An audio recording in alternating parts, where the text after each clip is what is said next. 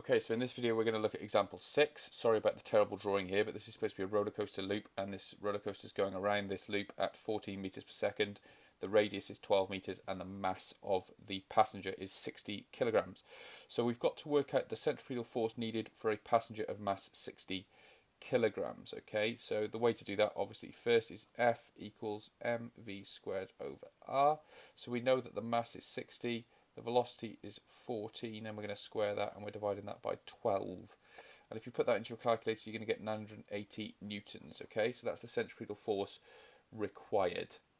It then asks us, work out the contact forces on the passenger at the top and the bottom of the loop. So when the passenger gets to the top of the loop, okay, they're sat on this seat, upside down, okay. So here they are, sat on that seat, okay. They're going to feel a force, which is called a normal contact force, okay? So the seat is going to push back on them, okay? So I'll draw the force here. The seat's going to push back on them with a force Fn, which is the normal contact force.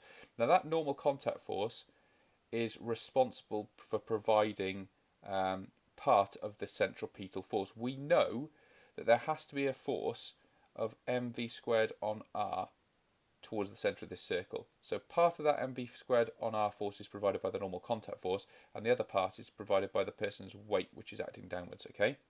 So at the top of the loop here, the normal contact force at the top of the loop is going to be equal to mv squared on r, minus the weight, okay?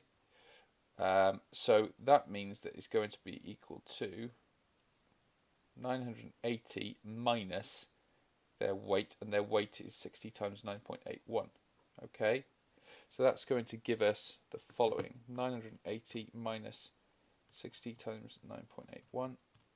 So that's going to give us 391.4. So their weight, just out of interest, is 60 times 9.81, which gives us 588.6 newtons. Okay, that's their weight.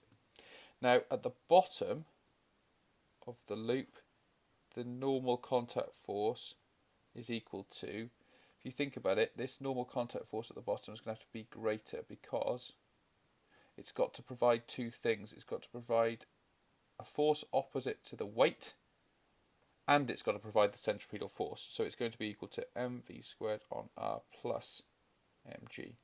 So that means it's going to be equal to 980 plus 588.6, and that's going to give you 1,568.6 newtons.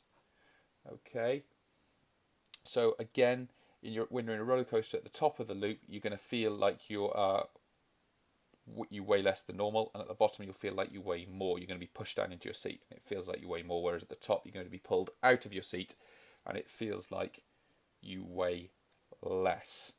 Okay, so at which point does the passenger feel heaviest? Well, it's at the bottom of the loop. Okay, that's where they feel heaviest, because the normal contact force is greatest here.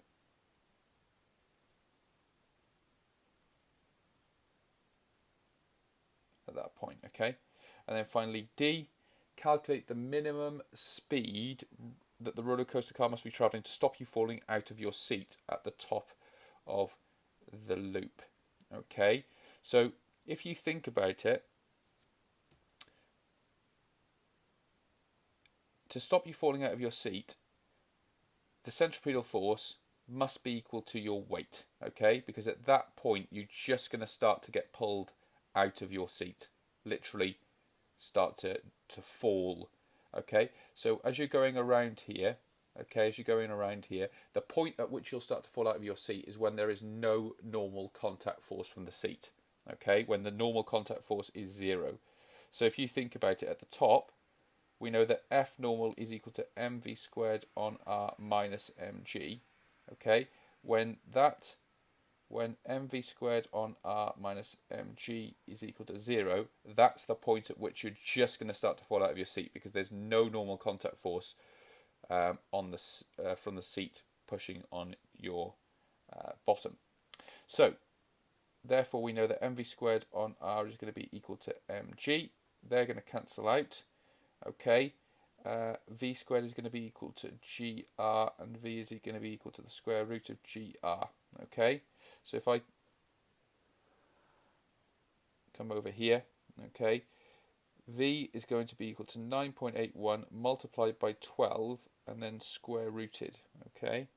So if we do that, 9.81 times 12, and then take the square root of that, it's going to give us 10.85 meters per second. Okay, so that's the minimum speed to stop you falling out. There we go.